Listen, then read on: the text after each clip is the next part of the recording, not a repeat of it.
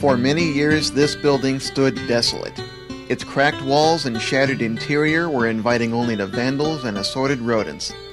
However, the faded exterior hid the building's special niche in Oceanside history, and its future promises to be very bright.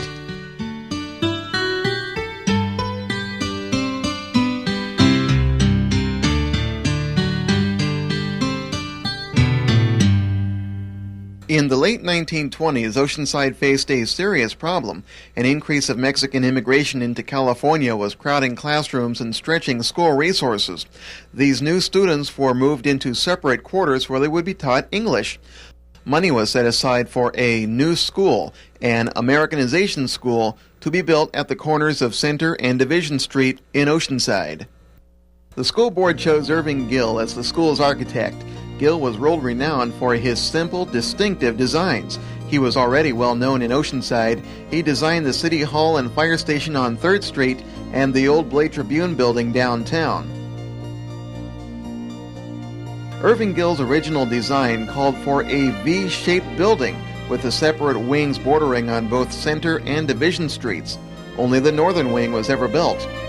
When it was completed, the entire structure cost $4,400. $150 over budget.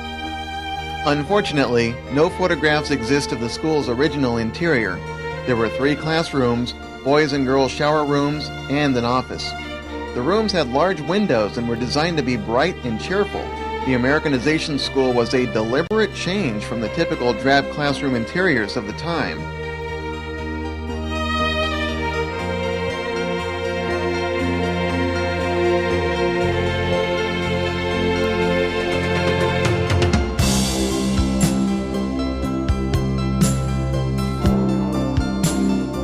The building opened in 1931, with Jack Tenney as the school's first principal. Oh, back when I was in here in this school, I must have been in 3rd, 4th grade. But anyway, I remember one time we were sitting here, lunch break. We had benches right here in the front. We were having a lunch. Mrs. French, our teacher, was there with us. And then somebody from the office came over and gave her a paycheck. And one of the students, after realizing it was a paycheck, asked Mrs. French, where do you work? Well, in the 2nd grade, one thing I remember is I still have my report card here. I have my report card here from Mrs. Johnson, 2nd grade teacher. That's one thing that I share forever. Real proud of my report card in 2nd grade. And the 4th grade, I remember one time we were playing baseball. We were playing against the 5th graders up at the grammar school. And I was the catcher of the baseball team. One of the kids from 5th grade came over and got there at home plate just when I was getting the ball and ran right into me, broke my leg. But anyway, Mrs. Carson, my 4th grade teacher, she went over to my house and visited me when I was lying there in bed with a broken leg. And she took me a puzzle of the United States. And that puzzle with all the states, with all the capitals. When I got to the 5th grade, I knew all the states and all the capitals of the United States. By 1943, the wave of immigration had slowed down, and the school began teaching a standard elementary-level curriculum. The name was also changed to the Division Street School. Okay, this is the 1st grade class at Division Street School, 1948, and I was one of the class members here. We walked from Clementine and Wisconsin Street every morning up to this school, which was about 8 blocks. On the front row is Denny Huckabee, Ann Wallace, Peter Richardson, Howard Richardson Mayor's son, Rich Navarro, myself, Larry Stillman, Donnie Harwick, Mayland Park, Clyde Kane, his folks lived right across the street from this school, Hank Clark, Jimmy Wickard, Bruce Vitato, the insurance person in Oceanside, and our teacher, Mrs. Horner. The school closed in 1951. The building was used as a warehouse until 1971 and then sold to a private developer the next year. The old Americanization school stood deserted for the next 16 years. By 1988, the old Americanization school was in terrible shape. The Division Center Street area has had a crime and gang problem.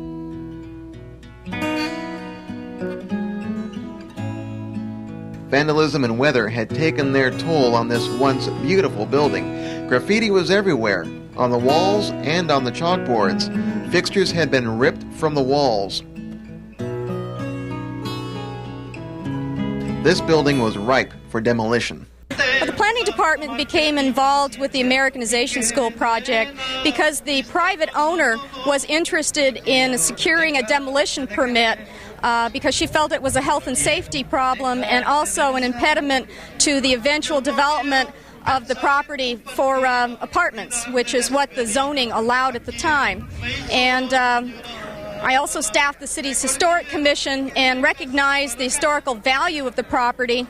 And with a number of members of the community and the city's Historic Preservation Advisory Commission and the Oceanside Historical Society, a lot of people banded together to try to see if this building could be saved as an important historical landmark and also to see if it could become a community center.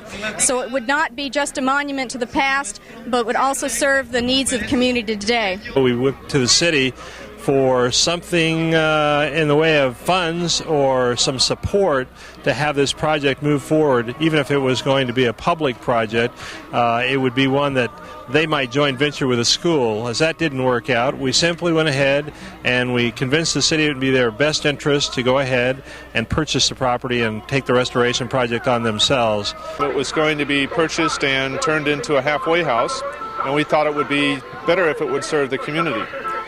So getting together and using political influence that both of us has, we convinced the city council to get involved through the restoration as a community center. The city has given us originally $50,000. Then last week they gave us another $100,000 for the project. The Historical Society, various civic groups, and residents from all over Oceanside convinced the city council that a community center was just the thing to rejuvenate the Division Center Street area. Despite a tight budget, the council approved $150,000 toward restoring the Americanization School. The rest of the money would have to be made up through volunteer work and donations. The project was underway. Volunteers began prepping the building for the restoration.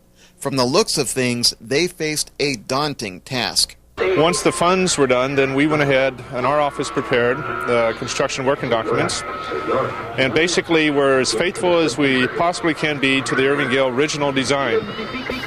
The school was only used during the day, so there had to be some accommodations for it to also be used during the night. For instance, there was only one pendant mount light in each classroom. We are now going to put 5 in there, and we've been working with Bruce Camerling and Jim Gibson and other people that know the historical nature in terms of all of the hardware and fixturization of the school. To renovate this historical building, we've met with the architect, Milford Wayne Donaldson, and gone through and identified items that are to be saved for restoration and items that are to be saved as a template to remake that item once the building is constructed. We've gone through and, for example, where we've indicated items with a blue mark, which would be all of these windows in the store and these doors are to be saved and to be refurnished and placed back in the building.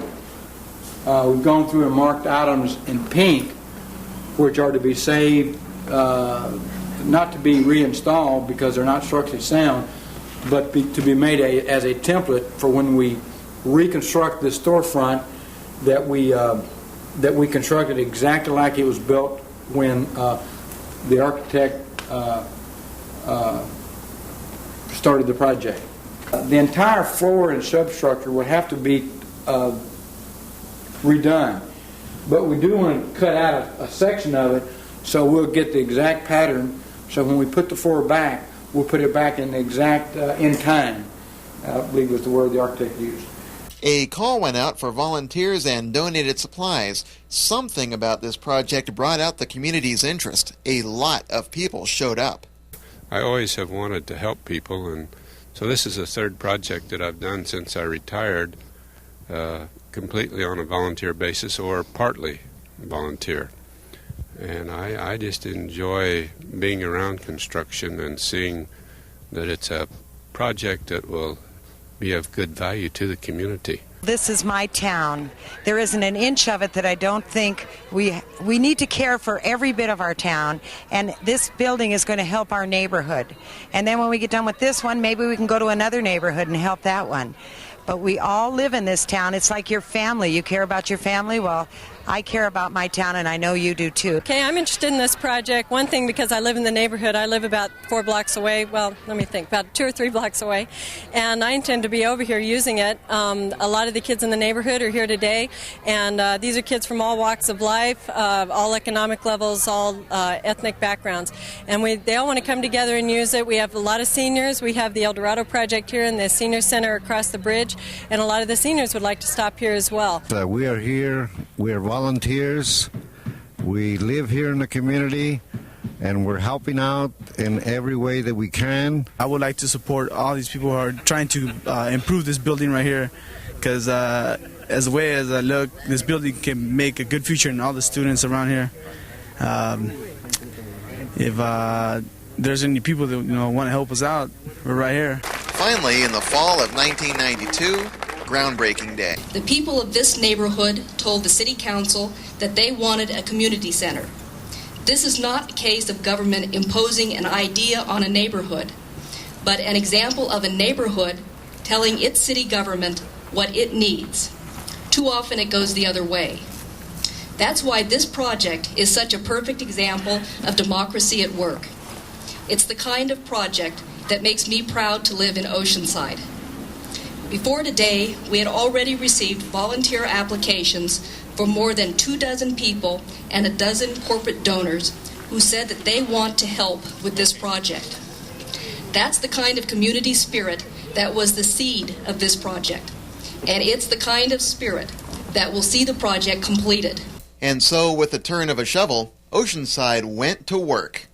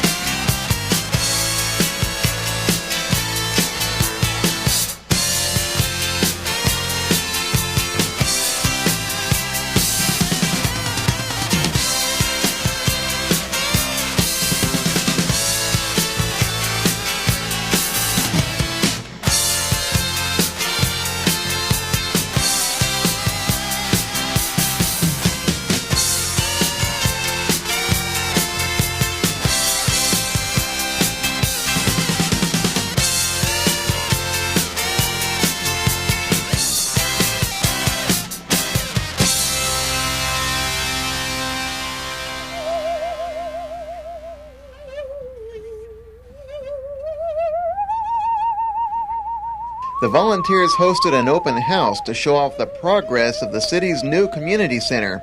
While Raleigh Davenport played the sob, the neighbors toured the grounds of the old Americanization school building.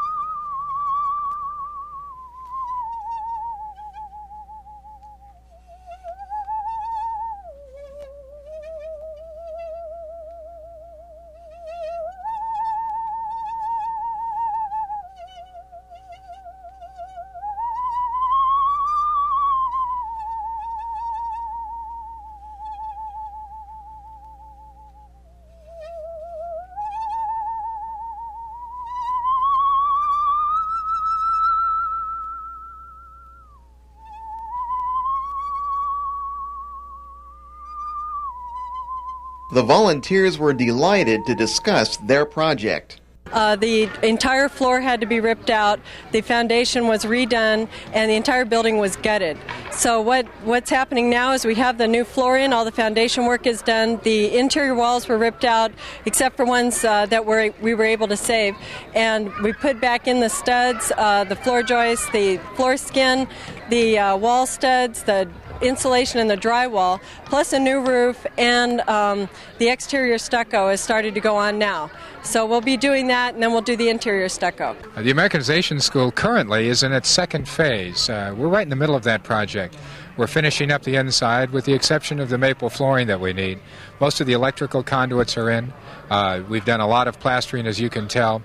We're about ready to put the door fronts in, and this project is really moving along. First phase was to get the building gutted and ready for construction. We hope second phase will be done in about another 60 days. Then our third phase will be taking care of the furnishings, completing the flooring, and doing the landscaping. This past week we made real good progress because we were able to start our stucco work, and our electric wiring is all done and our plumbing is all done. And we're about ready to start lathing and getting ready for plaster. Friday we'll be stuccoing. Saturday we'll be insulating with volunteers. On Saturday there's another crew comes in, composed mainly of the neighborhood people. And I think we had about 10 last Saturday. They're all headed up by Kevin Bachman and Wally Stevens. This is getting to be a really beautiful building. A lot of us who came here in the late part of last year walked in with fleas about up to our necks. And now we look around, we showed off like we're proud parents with a brand new room. This building, people have come here to work on it who never knew each other before, and we've formed new friendships. We've formed bonds that are going to be there forever. This building means so much to the community. The people who grew up here, those people who learned English here, those people who learned math and sciences and all the other arts here, are coming back and realizing what a beautiful memory this is. I started off by volunteering to take the doors and the windows out. I ended up staying 6, 8, 10 hours a day for the first 3 months. And I'm now the weekend superintendent. Well, it's the guy they can blame things on if they go wrong, but that's okay. They can't fire me here. This building gives me chills when I think of the beauty that's being portrayed here and the chances for the community. The chances for the community to come together for something good. Well, I am just delighted to be here today, and I can't believe the progress that's been made on this school since the dedication, which seemed just such a short time ago. How about panning out, Matt, and take a look at what has been done, and it's all been done by volunteer work. I am so pleased. This is going to be a landmark in our city, and it's so appropriately located in the neighborhood where it can be used and where it's needed so desperately. And I'm just delighted. What can I say more than that? Even with the progress, the volunteers wanted to point out one thing. We need your help, and we need it now. We do need you. Help, H-E-L-P, volunteer. Please come and help us. Anyone who would like to come.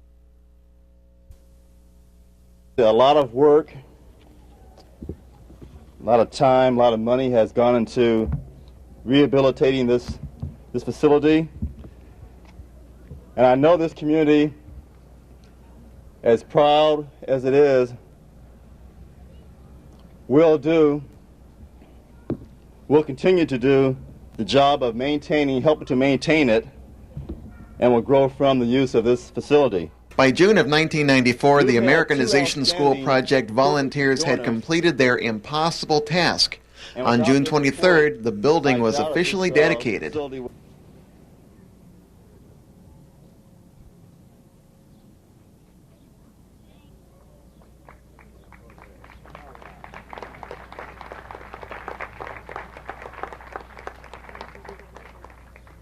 It lists the names of all the people that have had a participative part in making this Americanization School happen for this community. And isn't it beautiful?